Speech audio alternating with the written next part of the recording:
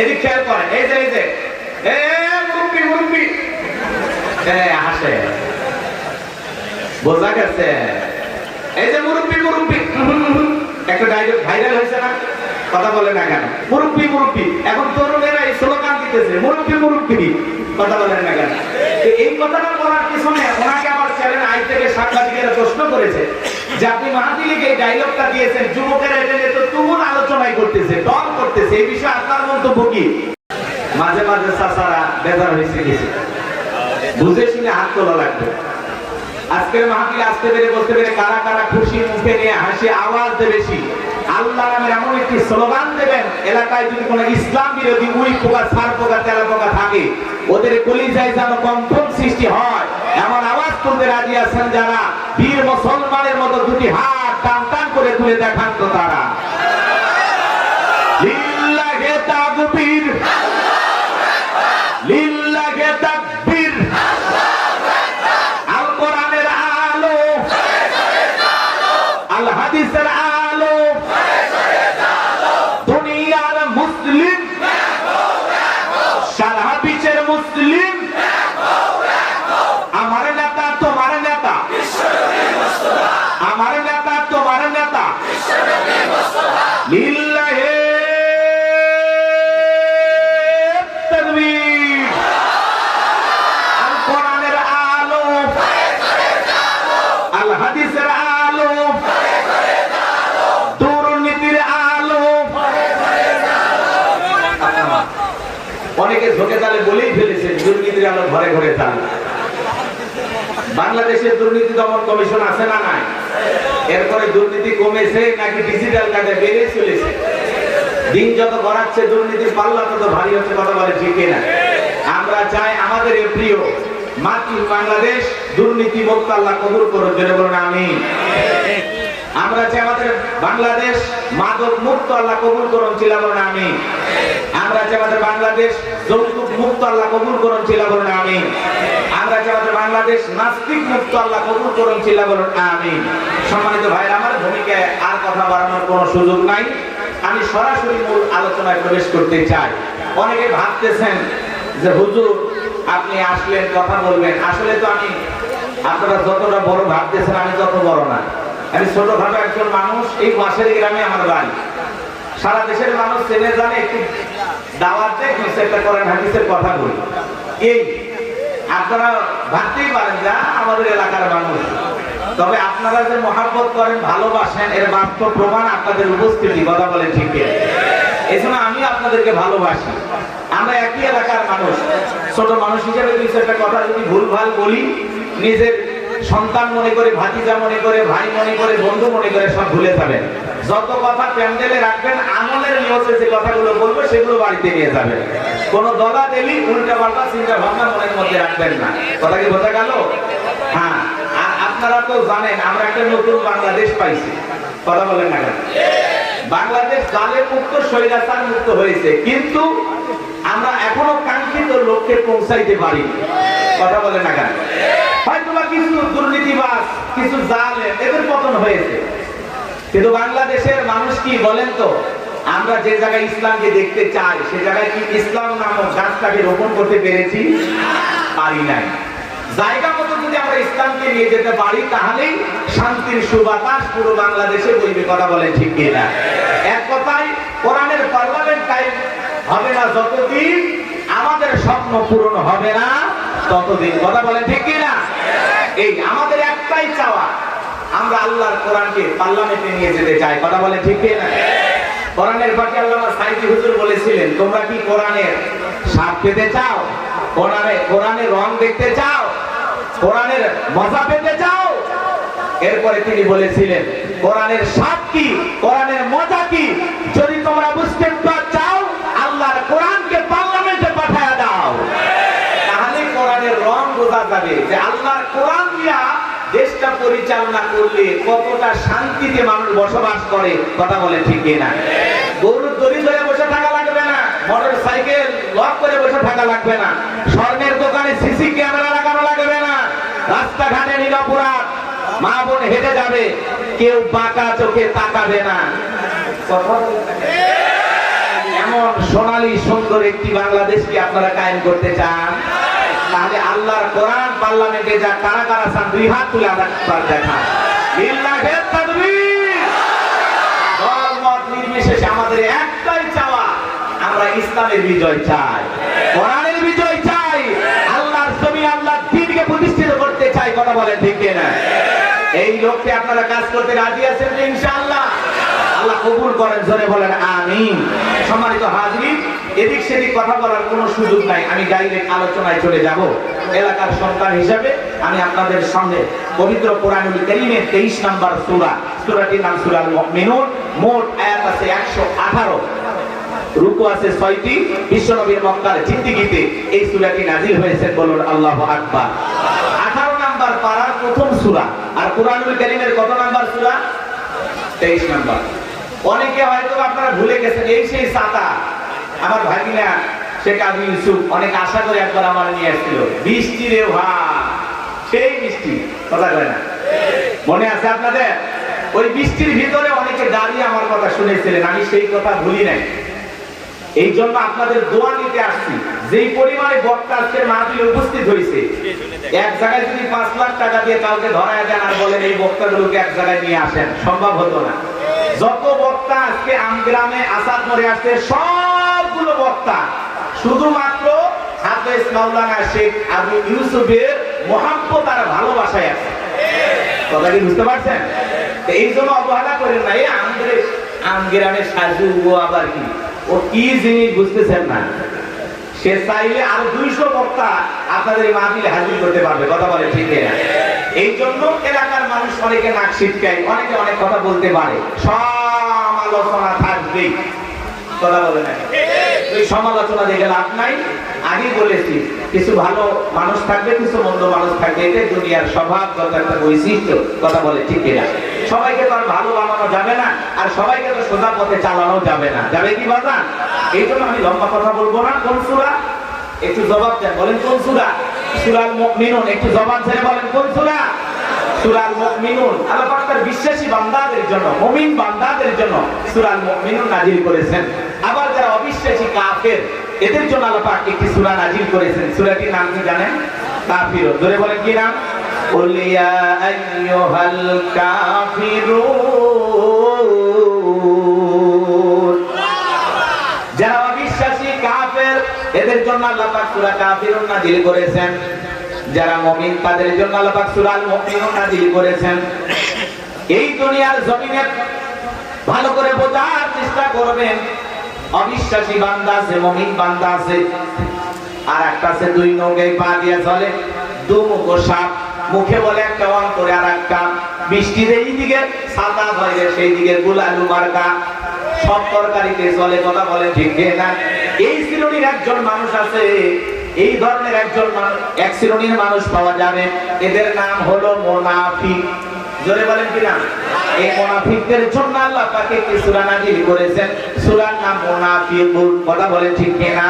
এটা মনে রাখবেন, কাফের চেনা সহজ, কিন্তু মুনাফিক চেনা বড় কঠিন। কথা বলেন না কেন? কারণ হিন্দুদের ভিতর থেকে মুনাফিকের জন্ম হয় না, খ্রিস্টানদের ভিতর থেকে মুনাফিকের জন্ম হয় না, বৌদ্ধদের ভিতর থেকে মুনাফিকের জন্ম হয় না, মুনাফিকের জন্ম হয় মুসলমানের ভিতর থেকে। কথা বলেন ঠিক কিনা? এজন্য দাড়ি ঢাকার পরে মুনাফিক হতে পারে, হজ করার পরে আলহাজ মুনাফিক হতে পারে। একটু কথা বলবেন, না হলে কথার মজা বুঝবেন না। আশেপাশে ঘুরঘুর করে, দেখে বোঝাই যায় না ইসলামের চূড়ান্ত দুশমন, নামধারী মার্কা মুসলমান। মুনাফিক তারা যারা গাছের গোড়া কেটে মাথায় পানি ঢালে। কথা বলেন না কেন? চুপ করে থাক ধোঁকাবাজ, চোখে তোদের নাহি লাজ। চুপ করে থাক ধোঁকাবাজ, চোখে তোদের নাহি লাজ। গোড়া কেটে মাথায় ঢালো পানি, তোদের চিনি আর কতকাল করবি রে শয়তানি। মুনাফিকদের স্বভাব হলো ইসলাম নামের গাছের গোড়া কেটে মাথায় পানি ঢালে। কথা বলে ঠিক না? ওরা সকালবেলা বলে আমরা ইসলামের পক্ষে আছি, আবার সন্ধ্যাবেলায় বেঈমানদের সাথে মেশে আর বলে ওদেরকে একটু তাল দিছি। এরকম তাল দেওয়া লোক আছে না নাই? এক সময় ওরাই বলতো কোরআনের মাহফিল চলবে, আবার সন্ধ্যাবেলায় পুলিশ পাঠায় বন্ধ করার বলে মকবুলের অনেক চাপ, তোর চাপ গেল কোথায়? কথা কয় না কেন? এখন আর কোরআনের মাহফিল বন্ধ করার কারো সাহস হবে? জোরে বলেন হবে? 2014 সালের আগে কোরআনের মাহফিল বন্ধ করার কেউ ছিল না। ওরা যখন বুঝতে পারলো দিন দিন ইসলাম আলাদের যেভাবে গণজোয়া, এত গুলি মারা হয়, এত জেলে দেওয়া হয়, এত রিমান্ডে নেওয়া হয়, এরপরে কোরআনের মাহফিলে লক্ষ লক্ষ মানুষ কেন যায়? অতএব কোরআনের মাহফিল করতে অনুমতি লাগবে। হরি কীর্তন হরিবাসর করতে অনুমতি লাগতো না। অন্য ধর্মাবলম্বীদের আনুষ্ঠানিক যত অনুষ্ঠান আছে পরিচালনা করতে অনুমতি লাগতো না। কিন্তু বাংলাদেশে 95% মুসলমান হওয়ার পরেও আল্লাহর কোরআনের তাফসীর মাহফিল করতে গিয়ে অনুমতি নেওয়া লাগছে। কথা বলে ঠিক কিনা? কোরআন পাঠাইলেন আল্লাহ আর অনুমতি দিলেন আপনারা, এখন আপনাদের পাওয়ার গেল কোথায়? এই জন্য মাতবাড়ি করতে নাই। সকল ক্ষমতার একমাত্র মালিক কে? তাবারাকাল্লাযী বিয়াদিহিল মুলকু ওয়া হুয়া আলা কুল্লি শাইইন কাদির। মহামান্বিত সেই সত্তা যার হাতে সর্বময় কর্তৃত্ব রাজত্ব পাওয়ার ক্ষমতা, তিনি হলেন সব বিষয়ের উপরে শক্তিমান। বলেন আল্লাহু আকবার। আকাশ আর জমিনে আল্লাহর চাইতে বড় ক্ষমতাধর কেউ আছে? এই জালেমেরা নামাজীদের উপরে জুলুম করেছে, জালেমেরা জুলুম করেছে আল্লাহ ওয়ালাদের উপরে, আলেমদের উপরে হাজার হাজার জুলুম করেছে। এরপরেও কিন্তু যাদের উপরে জুলুম করেছে এরা জমিনে ঠিকই টিকে থাকবে। যে সমস্ত জালেমেরা জুলুম করেছে ওরা এখন পালানোর জন্য গর্তও খুঁজে পাচ্ছে না। কথা বলেন ঠিক না? মাঝে মাঝে দুই একজন পাবলিক পায় আর গণধোলাই দিয়ে সাইজ করে সেনাবাহিনীর হাতে তুলে দেয়। এই জন্য জুলুম করতে নাই। সামনের দিকে যায়, আলোচনা আস্তে আস্তে বুঝবেন। খুব বেশি সময় আমি পাবো না, আজকে বক্তা বেশি বোঝেন নাই। তারপরে এলাকার মানুষ একটা কথা বলার জন্য আসছে। বিরক্ত হচ্ছেন আপনারা? মন খারাপ করেন? এখনো কি উল্টা পাল্টা মনোভাব আছে নাকি? উল্টা পাল্টা চিন্তা ভাবনা বাদ দেন, দিলটা পরিষ্কার করেন। কথা কি বোঝা নাই? বাবার শাসন দেখেছেন, স্বামীর শাসন দেখেছেন, চাচার শাসন দেখেছেন, আপার শাসন দেখেছেন, ভাবির শাসন দেখেছেন। আল্লাহর কোরআনটা দিয়া দেশটা কেমন চলে দেখতে মনে চায় না? ও গাইবান্ধার মুসলমানেরা, দেখতে মনে চায় না? কার কার মনে চায়? দুই হাত তুলে মালিককে দেখাইয়া দেয়।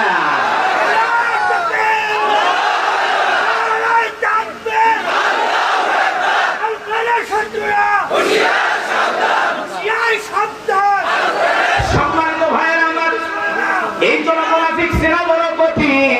মুনাফিকদের চরিত্রটা কেমন আল্লাহ তাআলা সেই কথা প্রকাশ করে দিয়েছেন।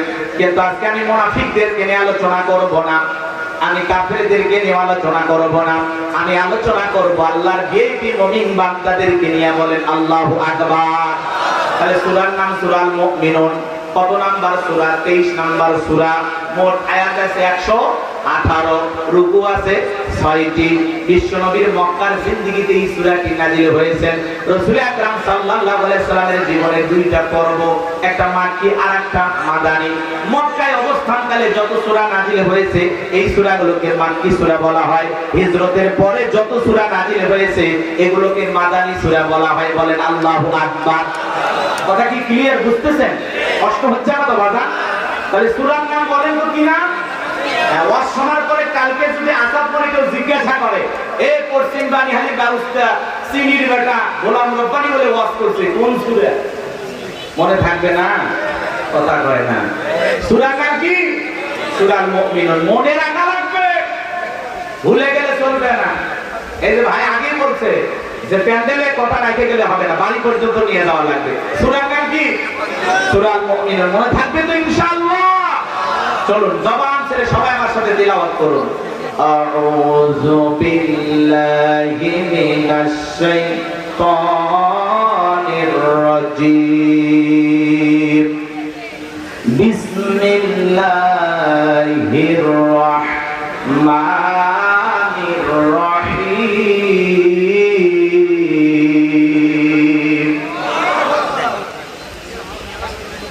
বিতাড়িত মোর্দা শয়তানের কাছ থেকে আল্লাহ পাকের কাছে আশ্রয় প্রার্থনা চাচ্ছি। পরম করুণাময় শেখ দারু আল্লাহ তাআলার নামে শুরু করছি। পিছনে কথা বলবেন না, তাহলে আলোচনা ডিস্টার্ব হবে। আমাদের সম্মানিত শ্রদ্ধাভাজন সভাপতি মহোদয় আমাদের মাঝে উপস্থিত, আলহামদুলিল্লাহ বলেন। উনিও এই গাইবান্ধার গলিতে গলিতে আলোচনা করেন, কথা বলে ঠিক কিনা? আসলে এত বড় আলেম পাশে বসে আছেন, কথা বলা অনেক কষ্ট। তোমার কাছে আমি দোয়া চাচ্ছি, অন্তর থেকে দোয়া করবেন আমি যেন কিছু কথা বলতে পারি। আল্লাহ বলা তাওফিক দান করেন, জোরে বলেন আমিন।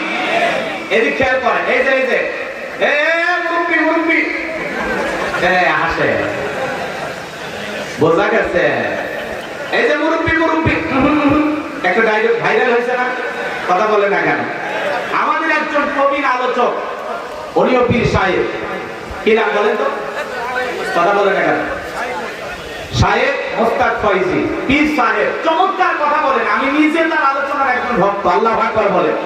তিনি একটি মাহফিলে একজন মুরব্বি ওঠা বসা করতেছেন, মাহফিল থেকে উঠে যাচ্ছেন, তখন ডায়লগ কে বলেছিলেন, এই মুরব্বি মুরব্বি ওঠা যাবে না। সেই বক্তা ভাইবেন না যে আপনি মাহফিল থেকে উঠে যাবেন আর আমি ওয়াজ করব, বসেন বসেন। কথাকে বোঝা গেল?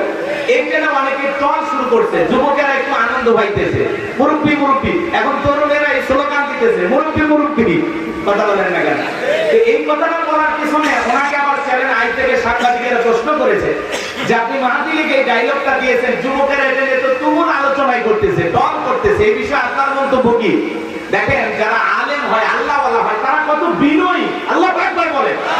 তিনি বলতেছেন এই বিষয়ে আমার কোনো মন খারাপ নাই, আমি বরং আনন্দিত যে স্বাধীনতার, দ্বিতীয় স্বাধীনতার পরে যুবকেরা আমার একটি স্লোগান নিয়ে, মুরব্বি মুরব্বি, এই স্লোগান নিয়ে যুবকেরা একটু আনন্দ পাইতেছে, ওদেরকে যে আমি একটু খুশি করতে পেরেছি, এটা আমার জীবনের অনেক বড় পাওয়া। বলেন আল্লাহু আকবার।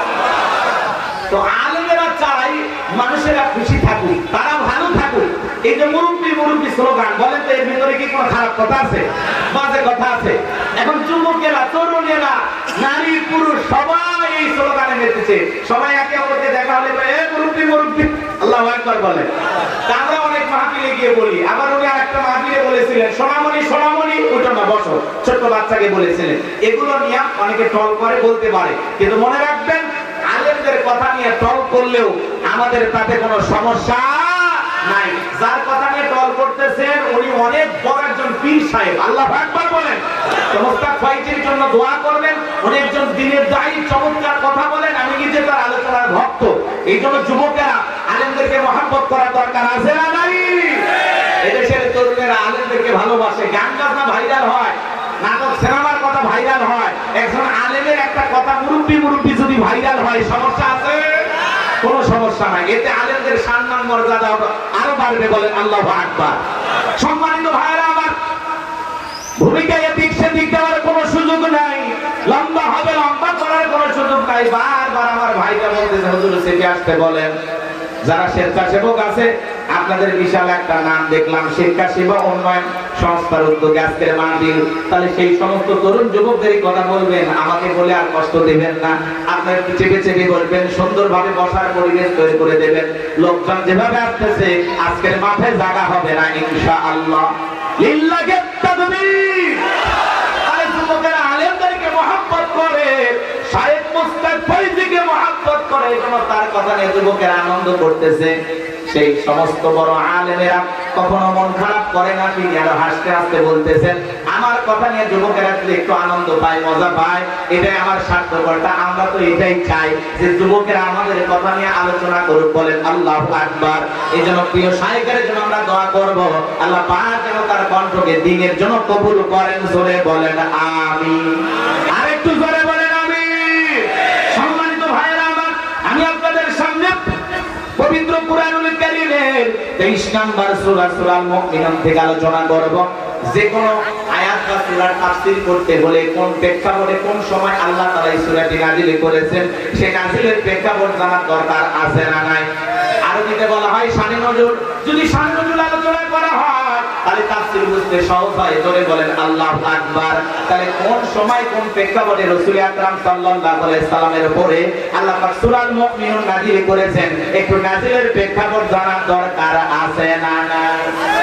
ভালো করে বোঝার চেষ্টা করবেন। বিশ্বনবীর প্রিয় সাহাবী হযরত ওমর ফারুক রাদিয়াল্লাহু তাআলা বলতেছেন, আমি মৌমাছির গুনগুন আওয়াজ শুনলাম, ঘনঘন আওয়াজ শুনলাম, ডানে তাকাই মৌমাছি নাই, বামে তাকাই মৌমাছি নাই। বিশ্বনবীর চেহারা পরে দিকে তাকায় দেখি নবীজি ফিসফিস করে কি যেন তিলাওয়াত করতেছেন। হযরত ওমর ফারুক থেকে বলেন, আমার বোঝার বাকি রইল না, আসমান থেকে নবীজির উপরে কোরআনুল কারীম নাযিল হচ্ছে আর বিশ্ব নবী কোরআনুল কারীম রিসিভ করতে ব্যস্ত। বলেন আল্লাহু আকবার। আলে মৌমাছির ভনভন ভনভন আওয়াজ হলে কোরআনুল কারীম নাযিল হয়। দপ্তরি ছুরির ঘন্টাই মারি মারে টনটন আওয়াজ হলে কোরআনুল কারীম নাযিল হয়। নবীজি যখন ঘোড়ার উপরে থাকতেন ওই সময় যদি কোরআনুল কারীম নাযিল হইতো, ওহির ভারে ঘোড়ার পাগুলো বালুর ভিতরে ডুবে যেত। বলেন আল্লাহু আকবার। নবীজি যখন উটের উপরে থাকতেন ওই সময় যদি নবীজির উপরে কোরআনুল কারীম নাযিল হইতো, ওহির ভারে উটের মাথা জমিনের সঙ্গে লেগে যেত। এক সাহাবী রানের উপরে মাথা রেখে নবীজি আরাম ফরমাচ্ছেন, ওই সময় কোরআনুল কারীম নাযিল হলো। সাহাবী দেখে বলেন, আমার কাছে মনে হয় আমার রানটা ফেটে যাবে, আমার কাছে মনে হয় পাহাড় আমার রানের উপরে চেপে ধরা হয়েছে। তাহলে বলেন তো কোরআনুল কারীমের একটা আলাদা ওয়েট, আলাদা একটা ওজন আছে না নাই? জীবনের প্রথম কোরআনুল কারীম রিসিভ করতে গিয়ে বিশ্বনবীর শরীর মোবারকে জ্বর পর্যন্ত এসেছিল। রাসূল আকরাম সাল্লাল্লাহু আলাইহি সাল্লামের কাছে কয়েকটি পদ্ধতিতে কোরআনুল কারীম নাযিল হইতো। বলতে গেলে লম্বা সময় হবে, এত সময় আমার হাতে নাই। হযরত ওমর ফারুক থেকে বলেন, নবীজির কোরআনুল কারীম রিসিভ করা শেষ হয়ে গেল। বিশ্বনবী সাহাবায়ে কিরামদের দিকে মুখ ঘোরায় দেখে বলেন, আমার সাহাবীরা, এই মাত্র আসমান থেকে জিবরাইল এসে আমার উপরে সূরা আল মুমিনুনের 10টি আয়াত কারিমা নাযিল করে জানায় দিয়ে গেল, নবী গো, এই 10টি আয়াতের ভিতরে আল্লাহ রাব্বুল আলামিন তার মুমিন বান্দাদের 7টা গুণাবলী নিয়ে আলোচনা করেছেন, 7টি বৈশিষ্ট্য নিয়ে আলোচনা করেছেন।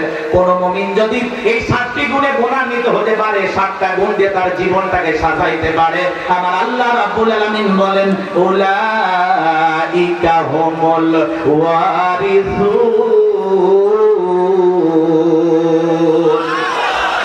الذين يرثون الفردوس هم فيها خالدون।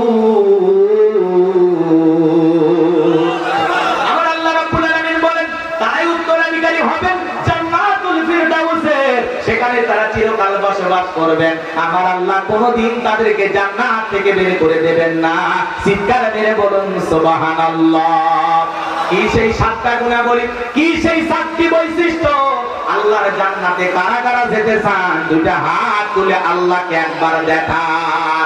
লিল্লাহি তাকবীর, লিল্লাহি তাকবীর। আপনারা সবাই জান্নাতে যেতে চান? চাওয়ার যে দুর্বল অবস্থা, হাত কি নামাইতে বলেছি? আর টান টান করে তোলেন। আপনারা সবাই কি জান্নাতে যেতে চান? জান্নাতে যেতে হলে কয়টা গুণাবলী? জোরে বলেন, কয়টি? আরো জোরে। 2024 সাল। 7টি গুণাবলী কি কি জানা দরকার আছে না নাই? আপনার এই 7টি গুণাবলী কি আমি খুব দ্রুত আপনাদের সামনে বলার চেষ্টা করব ইনশাআল্লাহ। নড়াচড়া করবেন না, ওঠার বসা করবেন না, একটু পরিবেশটাকে সুন্দর রাখার চেষ্টা করবেন। অনেকে দুই একজন উঠতেছেন, এলাকার মানুষ বেশি ধমক দেওয়া যাবে না, পরে আবার বলবেন ছেলেটা ভালো না। কথা কি বোঝেন নাই? এজন্য দয়া করে কোরআনের মাটির থেকে নড়াচড়া করবেন না, পরিবেশটাকে সুন্দর রাখবেন। আমি বুঝতেছি আপনাদের অনেক গরম লাগতেছে, কিন্তু বলেন তো বাজান, এই গরম এটা তো সাধারণ গরম। কথা বলেন না কেন? রাগ করতেছেন আপনারা? বিরক্ত হইতেছেন? অনেকে খালি গায়ে, জি এই ছেলে মেয়ে আছে, সাবধান সাবধান। এদিকে খেয়াল করেন বাজার আমার, জীবনে অনেক গরম সহ্য করেছেন, আজকে আল্লাহর কোরআন শোনার জন্য একটু কষ্ট করেন। কষ্ট যত বেশি, আমলনামায় নেকিও তত বেশি। কথা বলেন ঠিক না? জান্নাতের বাগানে বসেছেন, আল্লাহ পাক যেন আমাদের সবাইকে এইভাবে জান্নাতে বসে আল্লাহর কণ্ঠে কোরআনের আলোচনা শোনার তৌফিক দান করেন। জোরে বলেন আমিন। জান্নাতের মধ্যে মাহফিল হবে, আপনারা জানেন না? কথা বলেন না কেন? মনে থাকবে তো ইনশাআল্লাহ। জান্নাতের মাহফিলের শ্রোতা হিসেবে আল্লাহ তাআলা আমাদেরকে কবুল করেন। জোরে বলেন আমিন। 7টি গুণাবলী কি কি? ভূমিকা দেওয়ার কোনো সুযোগ নাই। বিশ্বনবী তখন সাহাবায়ে কিরামদের সামনে তেলাওয়াত করে শোনায় দিলেন। আমার আল্লাহ বলেন, قَدْ أَفْلَحَ الْمُؤْمِنُونَ। আমার আল্লাহ বলেন, অবশ্যই মুমিনেরা সফল, অলরেডি মুমিনেরা সফল। সফল হয়েছে তারা, ঈমান এনেছে যারা। ঈমানদার ছাড়া আল্লাহর কাছে সফল হওয়া যাবে না। আল্লাহু আকবার বলেন। সফল হয়েছে কারা? ঈমান এনেছে যারা। ধরে বলেন সফল হয়েছে কারা? আমাদের কাছে সফলতার মাপকাঠি কি? আমরা মনে করি ক্ষমতা থাকলে সফল, টাকা থাকলে সফল। পৃথিবীর সবাই চেনে জানে যারা সেলিব্রিটি এরা বুঝি সফল না। ভালো করে বোঝার চেষ্টা করবেন। পৃথিবীতে ক্ষমতার দিক দিয়ে সফল, পুরো পৃথিবীতে বর্তমান সবচাইতে বড় ক্ষমতাধর ব্যক্তির নাম কি?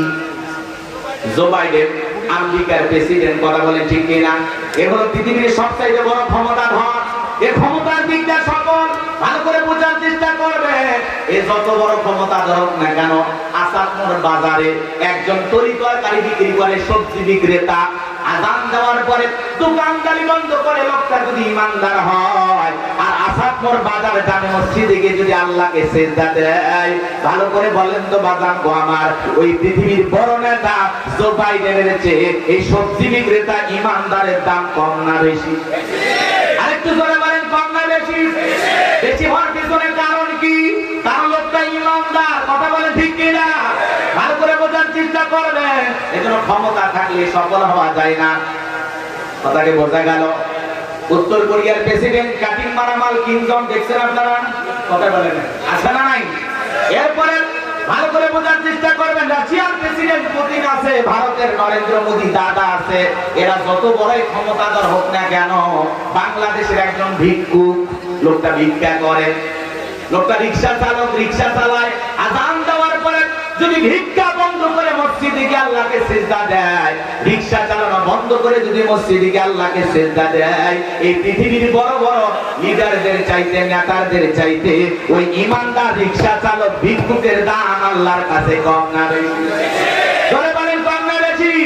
তার মানে পরিষ্কার হয়ে গেল, ঈমান আছে তার, আল্লাহর কাছে দাম আছে তার। ঈমান নাই, কোন বেঈমানের দাম আল্লাহর কাছে নাই। বেঈমানরা ক্ষমতার দিক দিয়ে দুনিয়াতে সফল হতে পারে, মরণের পরে পরকালে সবগুলোকে পিটাইয়া জাহান্নামে দিবেন কি? এই জন্য মুমিনেরা দুনিয়াতে সফল, আখিরাতে সফল। বলেন আল্লাহু আকবার। আর বেঈমানরা ওরা দুনিয়াতে সফল হতে পারে, ক্ষমতার দাম্ভিকতায় পাগলপাড়া হয়ে যেতে পারে, মরণের পরে পরকালে ওই বেঈমানদের 4 পয়সা দাম আল্লাহর কাছে নাই। কথা কি বোঝা যায়? এই জন্য ভালো করে বুঝবেন, সফল হয়েছে তারা, ঈমান এনেছে তারা। আপনার কাছে ঈমান আছে, আল্লাহর কাছে দাম আছে। আল্লাহর কাছে যদি দামি হতে পারি, এই জীবনে আর কিছু চাওয়ার আছে? জোরে বলেন, চাওয়ার আছে? আপনি ধনী হন, গরিব হন, রিক্সা চালক হন, ভ্যান চালক হন, শ্রমিক হন, আপনার ভিতরে ঈমান আছে, আল্লাহর কাছে দাম আছে। ধলা ফর্সা লম্বা বেটে যা না কেন, কোনো সমস্যা নাই। আপনার ভিতরে ঈমান আছে, আল্লাহর কাছে দাম আছে। কথা কয় না ভাই? তাহলে আমার কথা কি পরিষ্কার ভাবে বুঝেছেন? এজন্য ক্ষমতা থাকলে সফল হওয়া যায় না। টাকা, বিল গেটসের টাকার অভাব ছিল না, তারপরেও 17 বছর না 35 বছরে সংসার ভেঙে গেল, টিকলো না। কথা বলে ঠিক না? এই জন্য টাকাতে সুখ পাওয়া যাবে না। পৃথিবীর শ্রেষ্ঠ শ্রেষ্ঠ ধনী এরা টাকার দিক দিয়ে সফল হতে পারে, আল্লাহর কাছে এদের কোনো দাম। এছাড়াও সেলিব্রিটি যারা আছে, ক্রিকেটার, নায়ক, ফুটবলার আছে না নাই? এর ধরে বলে আছে না নাই? আছে। অনেক বড় বড় নায়ক গায়কের নাম আপনারা জানেন, এদিক সেদিক হয়ে যাবে, আমি অত কথা বলতে চাই না। সংক্ষিপ্ত কথা এতটুকু বলতে চাই, ক্ষমতার দিক দিয়ে ওরা সফল হতে পারে, টাকার দিক দিয়ে সফল হতে পারে, যশ খ্যাতি থাকতে পারে, সেলিব্রিটি থাকতে পারে, হিরো আলমের মতো সবাই চিনতে পারে। কথা কি বলছেন নাই? কিন্তু এদিক খেয়াল করেন, আল্লাহর কাছে কেবলমাত্র সফল হয়েছে তারা, ঈমান এনেছে তারা। আল্লাহু আকবার বলে। তাহলে আমি বলবো সফল হয়েছে কারা, আপনারা বলবেন ঈমান এনেছে যারা। বলতে পারবেন না? বলেন সফল হয়েছে কারা? সফল হয়েছে কারা? আল্লাহর কাছে দামি বান্দা কারা? ঈমানদার বান্দা যারা। আল্লাহর কাছে দামি বান্দা কারা? তাহলে আমরা সবাই ঈমানদার নাকি সন্দেহ আছে? এইবার চলেন আলোচনা এই মূল পয়েন্টে চলেন, এদিক খেয়াল করেন। আল্লাহ বলেন অবশ্যই মুমিনেরা সফল, অলরেডি মুমিনেরা সফল। সফল হয়েছে তারা, ঈমান এনেছে যারা। ঈমান আনার পরে মুমিন জীবনের গুরুত্বপূর্ণ দায়িত্ব আছে না নাই? এদিকে খেয়াল করেন, একজন অমুসলিম জোহরের নামাজের পূর্বে যদি ঈমান গ্রহণ করে, ওই ব্যক্তির উপরে জোহরের সালাত আদায় করা যায়। আরেকটু আসতে বলেন। একজন ব্যক্তি আসরের নামাজের পূর্বে অমুসলিম ঈমান গ্রহণ করেছে, তাহলে ওই ব্যক্তির উপরে সালাত আদায় করা কি ফরজ। এই জন্য খেয়াল করেন মুমিন জীবনের সবচাইতে গুরুত্বপূর্ণ ইবাদতের নাম হলো সালাত। কথা বলে ঠিক কিনা? আল্লাহ পাক যখন তার আদরের মুমিন বান্দাদের বৈশিষ্ট্য নিয়ে গুণাবলী নিয়ে আলোচনা করলেন, আমার আল্লাহ তাআলা এক নাম্বার সালাতকে শুরু করেছেন, বলেন আল্লাহু আকবার। আমার আল্লাহ রাব্বুল আলামিন বলেন আল্লাযীনা হুম ফী সালাতিহিম খাশিউন। আমার আল্লাহ রাব্বুল আলামিন বলেন মুমিন বান্দারা এক নাম্বার গুণাবলী, যারা নিজেদের সালাত বিনয়ের সহিত নম্রতার সহিত আল্লাহ তাআলার ভয় নিয়ে আদায় করেন। গভীর মনোযোগ দিয়ে কথাগুলো বোঝার চেষ্টা করবেন। আল্লাযীনা হুম ফী সালাতিহিম খাশিউন, যারা নিজেদের সালাত বিনয়ের সহিত নম্রতার সহিত খুশু ভাব নিয়ে আদায় করেন। তাফসীরের দিকে আসির থেকে বলছি, তাফসীরকারকেরা আয়াতের ব্যাখ্যায় লিখেছেন, ভালো করে বোঝার চেষ্টা করবেন। নামাজের ভিতরে এমন মনোযোগ আনা লাগবে, মনের ভিতরে কোনো সুচিন্তা কুচিন্তা দুশ্চিন্তা রাখা যাবে না। মনের ভিতরে দুনিয়াবি কোনো টেনশন চিন্তা ভাবনা রাখা যাবে না। আপনি আমি যখন সালাত আদায় করার জন্য মসজিদের ভিতরে প্রবেশ করব, অন্তরের মধ্যে একমাত্র ভয় থাকতে হবে কার? ইয়া আইয়ুহাল্লাযীনা আমানুত্তাকুল্লাহ, এই বান্দারগণ আমি আল্লাহকে ভয় করো, হাক্কা তুকাতিহি, ভয় করার মতো ভয় করো। আপনি আমি সালাতে দাঁড়িয়ে যাব, এমন ভাবে আল্লাহ তাআলাকে ভয় করব। ভালো করে বোঝার চেষ্টা করবেন, দুনিয়াবি কোনো চিন্তা ভাবনা মনের মধ্যে রাখা যাবে না। ব্যবসা বাণিজ্যের কথা, বিবির কথা, সংসারের কথা, দুনিয়াবি কোনো রাজনৈতিক দলের কথা, সব চিন্তা ভাবনা মসজিদের বাইরে রেখে একমাত্র আল্লাহর ভয় নিয়ে মসজিদে প্রবেশ করে বিনয়ের সহিত নম্রতার সহিত আল্লাহর ভয় নিয়ে নামাজের মধ্যে দাঁড়ানোর দরকার আছে না নাই? কিভাবে আল্লাহকে ভয় করবেন, কিভাবে আল্লাহর ভয়ে সালাত আদায় করবেন, একটু জানার দরকার আছে না নাই? বিশ্বনবী কিভাবে সালাত আদায় করেছেন? আম্মা জান আয়েশা রাদিয়াল্লাহু তাআলা আনহা বলেন, নবীজি নামাজের ভিতরে এত লম্বা সময় ধরে দাঁড়িয়ে থাকতেন। আম্মা জান আয়েশা বলেন, আমি তাকায়া দেখতাম রাসূলের পা গুলো ফুলে উঠেছে। এত লম্বা সময় নবীজি নামাজের মধ্যে দাঁড়িয়ে থাকতেন। আম্মা জান আয়েশা আরো ডেকে বলেন, নবীজি এত লম্বা সময় রুকু করতেন, এত লম্বা সময় সিজদা করতেন। মাঝে মাঝে মনে হয় নবীজি আর কোনদিন সিজদা থেকে মাথা উঠাবেন না। আম্মা জান আয়েশা বলেন, একদিন রাতের বেলা দেখি নবীজি সিজদা দিয়ে এত কান্না করেছেন, কাঁদতে কাঁদতে নামাজের জায়গাটা ভিজে গেছে। নবীজি সিজদা থেকে মাথা উঠাইলেন। আম্মা জান আয়েশা ডেকে বলেন, নবী গো, এত কান্না কেন করেছেন, কি হয়েছে আপনার? ডেকে বলে, আয়েশা, আমি তো আমার জন্য কাঁদি না, আমি কাঁদি আমার গুনাহগার উম্মতের জন্য। আমি আল্লাহ তাআলার কাছে কেঁদে বলি, আল্লাহ, আমার গুনাহগার উম্মতের গুনাহগুলো মাফ করে দাও, আমার গুনাহগার উম্মতকে তুমি মাফ করে দাও। আমি আল্লাহ তাআলার কাছে আমার উম্মতের জন্য দোয়া করি, আমার আল্লাহ পাক যেন আমার উম্মতকে জাহান্নামের আগুনে না পোড়ায়। নবীজি ভালো করে বোঝার চেষ্টা করবেন, সেই নবী আপনার আমার জন্য সিজদায় কাঁদতে কাঁদতে আল্লাহর কাছে আপনার আমার গুনাহ মাফের আশায় দোয়া করেন। তাহলে আমরা যে গুনাহগার, আমরা যে মূল ভিকটিম, মূল আসামি, মূল অপরাধী, আমাদের সিজদায় গিয়ে নিজেদের অপরাধের জন্য, গুনাহের জন্য আল্লাহর কাছে কান্না করার দরকার আছে না? যেই নবীর জীবনে কোনো গুনাহ নাই, সেই নবী দিনের মধ্যে 70 থেকে 100 বার ইস্তেগফার করতেন, তওবা করতেন, আল্লাহু আকবার বলেন। আর আপনার আমার জীবন গুনাহ দিয়ে ভরপুর, এত গুনাহ করেছি, তাকাইলে দেখি গুনার গুনাহ। কথা বলেন ঠিক কি না? তাহলে আমরা যে এত গুনাহ করেছি, বলেন তো বাজার সিজদার মাধ্যমে আমাদের গুনাহ মাফ চাওয়ার দরকার আছে না নাই? জোরে বলেন, দরকার আছে না নাই? সিজদা দিয়ে চোখের পানি ছেড়ে আল্লাহর কাছে কান্না করার দরকার আছে না নাই? ভালো করে বোঝার চেষ্টা করবেন। গভীর রাতে যারা সালাত আদায় করে, শুধুমাত্র 5 ওয়াক্ত সালাত আদায় করলে হবে না। 5 ওয়াক্ত সালাত এটা তো ডিউটি। মহিলা প্যান্ডেলের আশেপাশে ঘুরঘুর করে, যদি জিজ্ঞাসা করা হয়, কে বাবা এই মহিলা প্যান্ডেলের আশেপাশে ঘুরতেছো, তুমি কি নিরাপত্তা দিতেছো নাকি তোমার বউ বাচ্চা এখানে আছে? কই কেউ নাই, বউ খুঁজতেছি। এরকম আছে না নাই? গাইবান্ধাই নাই, গাইবান্ধা ছেলেদের সাহস কম। এটা অন্য জেলার কথা বলতেছি। এই এলাকার ছেলেরা খুবই ভালো, অনেক ভদ্র। এই জন্য বলতেছি, যাদের নিয়ত ভালো আছে তারা রাস্তাঘাটে দোকানপাটে অযথা আড্ডা না মেরে, আগামীকালকেও আসাদমোড়ের বাজার থাকবে, দোকান থাকবে, ব্যবসায়ী থাকবে, কিন্তু এই মাহফিল খুঁজে পাওয়া যাবে না, কথা বলে ঠিক না? এই জন্য অনুরোধের ভাষায় বলবো, আপনারা মেহেরবানি করে দোকানপাটে আড্ডা না মেরে রাস্তাঘাটে অপচয় সময় নষ্ট না করে আল্লাহর কোরআন শোনার নিয়তে যারা বাড়ি থেকে বের হয়েছেন মেহেরবানি করে চলে আসুন, এই জান্নাতের বাগানে বসুন, এখান থেকে কিছু শুনে বাস্তব জীবনে আমল করার চেষ্টা করবেন ইনশাআল্লাহ। আল্লাহ পাক আমাদের সবাইকে মাহফিলে উপস্থিত হওয়ার তৌফিক দান করুন, জোরে বলুন আমিন। আমি আরেকবার সালাম দিয়ে আলোচনা শুরু করছি, আশা করছি আগের চাইতে জবাব একটু বাড়বে ইনশাআল্লাহ, আওয়াজ বাড়বে ইনশাআল্লাহ। আসসালামু আলাইকুম ওয়া রাহমাতুল্লাহি ওয়া বারাকাতুহু।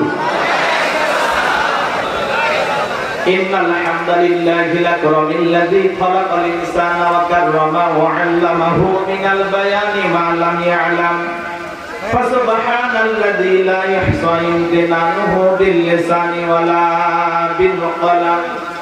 نشهد أن لا إله إلا الله وحده لا شريك له ونشهد أن سيدنا وسندنا وحبيبنا ومولانا محمدا عبده ورسوله الذي أرسله بالحق بشيرا ونذيرا وداعيا إلى الله بإذنه وسراجا وقمرا منيرا فقد قال الله تعالى في كلامه المجيد وفي فرقانه الحميد সকলে জবান ছেড়ে মহব্বতে আওয়াজ দিয়ে পড়ুন আউযু বিল্লাহি মিনাশ শাইতানির রাজীম বিসমিল্লাহির রাহমানির রাহিম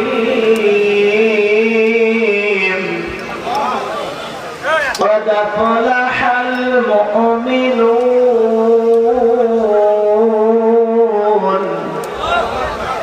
الذين هم في صلاتهم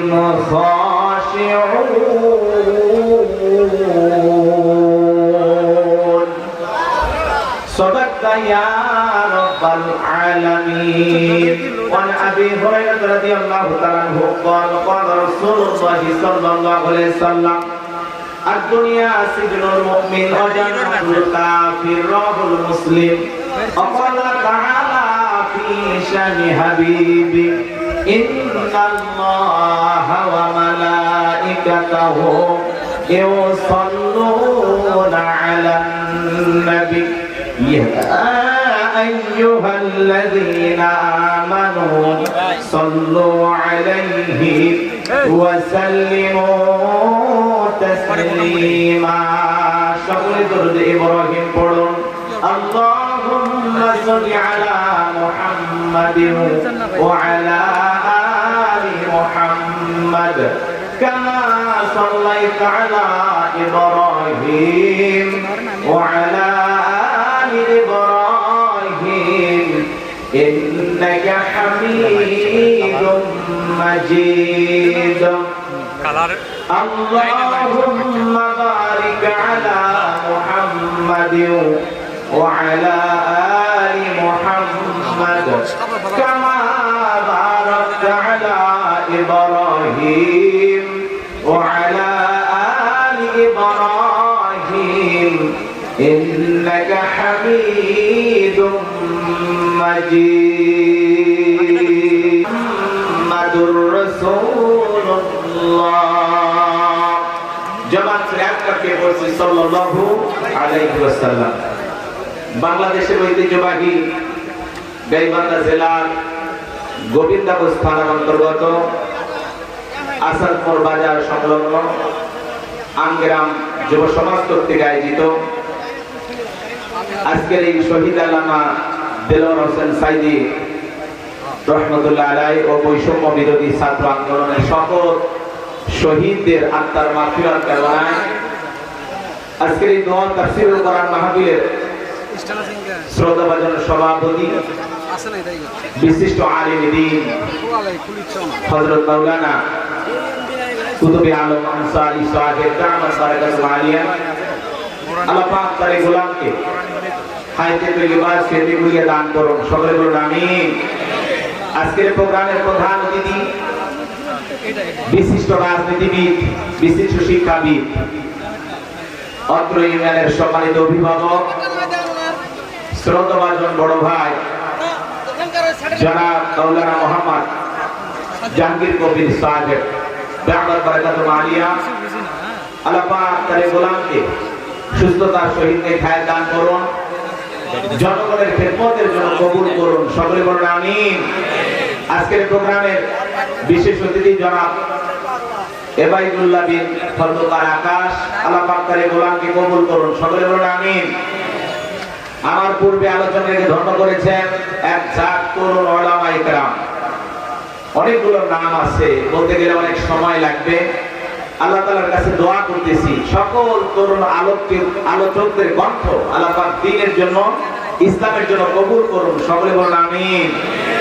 বিশেষ করে আমার পূর্বে যিনি আলোচনা রাখলেন মাওলানা আলমগীর হোসেন বিপ্লবী, কথা বলেছেন আমাদের অত্র এলাকার কৃতি সন্তান শাহিদ বিল্লাহ, কথা বলেছেন শফিউল আজম, এইচএম মেহেদী হাসান সিদ্দিকী সহ যত উলামায়ে কেরাম কথা বলেছেন, আল্লাহ পাক সবাইকে দ্বীনের জন্য কবুল করুন, সকলে বলুন আমিন। আজকের মাহফিলে আমার পরে যিনি প্রধান আকর্ষণ, লক্ষ লক্ষ জনতার সামনে যিনি বলিষ্ঠ কণ্ঠে দ্বীনের প্রচার প্রসার করেন, চমৎকার কথা বলেন, আমাদের অত্যন্ত মহব্বতের একজন প্রিয় ভাই, বিশিষ্ট আলিমে দ্বীন, মুফাসসির কোরআন, একজন লেখক গবেষক হযরত মাওলানা আব্দুল হাই মোহাম্মদ সাইফুল্লাহ দামাত বারাকাতুহু আলিয়া, তিনি আমাদের মাঝে উপস্থিত, বলেন আলহামদুলিল্লাহ। যথা সময় তিনি মাহফিলে চলে আসবেন, আমরা আল্লাহ তাআলার কাছে দোয়া করছি আল্লাহ পাক যেন প্রিয় ভাইয়ের কণ্ঠ দ্বারা দেশ ও জাতির কল্যাণে যে কথাগুলো প্রয়োজন সেই কথাগুলো বলার তৌফিক দান করেন, সকলে বলুন আমিন। আজকের মাহফিলের সবচাইতে গুরুত্বপূর্ণ ভূমিকা পালন করেছেন অত্র এলাকার তরুণ যুব সমাজ, বিশেষ করে আমার স্নেহের ভাগিনা, যে আমার কাছে সন্তান তুল্য, আমার অত্যন্ত কাছের মহব্বতে আপনাদের এই আমগ্রামের কৃতি সন্তান, সারা বাংলাদেশে কথা বলেন, ভারতে কথা বলেন, হাফিজ মাওলানা শেখ আবু ইউসুফ দিন রাত থেকে অক্লান্ত পরিশ্রম করে আজকের এই মাহফিল বাস্তবায়ন করেছেন। দিন থেকে দোয়া করছি আল্লাহ পাক যেন আমার প্রিয় শেখ আবু ইউসুফকে দ্বীনের জন্য কবুল করেন, সকলে বলেন আমিন। আর একটু জোরে বলেন আমিন। মঞ্চে উপস্থিত সম্মানিত উলামায়ে কেরাম, সামনে বসা পিতৃ সমতুল্য মুরব্বী বাবাজিরা, কলিজার টুকরা প্রান্তের যুবক ভাইয়েরা, ছোট্ট ছোট্ট সোনামানিকেরা, পর্দার আড়ালের সম্মানিত বলা সরলা আবেদা সালেহা মা ও বোনেরা, প্রশাসনের সম্মানিত পুলিশের ভাইয়েরা, টিভির ভাইয়েরা, জাতির বিবেক প্রিয় সাংবাদিক বন্ধুগণ, বিভিন্ন রাজনৈতিক দলের সম্মানিত নেতা কর্মী ভাইয়েরা, সবাইকে নিয়ে আরেকটি বার সালাম দিচ্ছি। আশা করছি সকলেই সালামের জবাব জোরে সোরে দেবেন। আসসালামু আলাইকুম ওয়া রাহমাতুল্লাহি ওয়া বারাকাতুহু। আমরা শুকরিয়া আদায় করতেছি সেই মহান মনিবের দরবারে, জেলা পাক সুবহানাহু ওয়া তাআলা অত্যন্ত দয়া করে, করুণা করে, মায়া করে, মহব্বত করে, ভালোবেসে, পছন্দ করে অত্র এলাকা থেকে গণে গণে গণান্বিত করে, যাচাই বাছাই করে, শুধুমাত্র কেবলমাত্র কুরআনুল কারীমের মহব্বতে আজকের মাহফিলে আসার বসার সুযোগ দান করেছেন। সে মহান রবের দরবারে সিজদাবনত চিত্তে কালিমাতে শুকর আদায় করে পড়ছি আলহামদুলিল্লাহ। হয় নাই কৃপণতা অলসতা দূর করে মুসলমান হিসাবে সিংহের মতো বাঘের মতো গর্জন দিয়ে আল্লাহর দেয়া জবান দ্বারা দুইটা ঠোঁট মারাইয়া শরীরের সবটুকু শক্তি উজাড় করে চিৎকার মেরে বলুন আলহামদুলিল্লাহ। বলুন রব্বানা লাকাল হামদ হামদান কাসীরান তাইয়িবান মুবারাকান ফি। লক্ষ কোটি দরুদ সালাম মানবতার শ্রেষ্ঠ বন্ধু বিশ্বনবী বিশ্বনেতা, যে নবী আইয়ালে জাহিলিয়াতের যুগে আগমন করে অসভ্য মানুষগুলোকে সভ্য বানিয়েছেন, অভদ্র মানুষগুলোকে ভদ্র বানিয়েছেন, কোরআন নামের সংবিধান দিয়া, কোরআনের রাজ কায়েম করিয়া সোনালী যুগ উপহার দিয়া মদিনার পাক ভূমিতে শায়িত আছেন। সে রাসূলের প্রতি বলে যাওয়ার মহব্বত নিয়ে পড়ছি দরুদ ও সালাম, সকলেই পড়ুন সাল্লাল্লাহু আলাইহি ওয়াসাল্লাম। সম্মানিত ভাইয়ের, আজকের প্রোগ্রামে আসতে পেরে বসতে পেরে আপনারা খুশি না বেজার? কারা কারা বেজার দুই হাত তুলে দেখান।